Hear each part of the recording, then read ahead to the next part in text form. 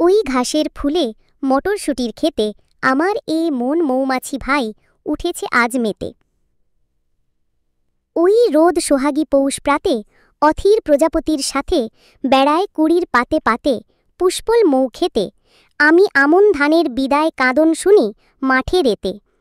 আজ কাঁশ বনে কে শ্বাস ফেলে যায় মরা নদীর কূলে, ও তার হলদে আঁচল চলতে জড়ায় অড়হরের ফুলে। ওই বাবলা ফুলের নাক ছবি তার, গায়ে শাড়ি নীল অপরাজিতার, চলেছি সেই অজানিতার উদাস পরশ পেতে, আমায় ডেকেছে সে চোখ ইশারায় পথে যেতে যেতে।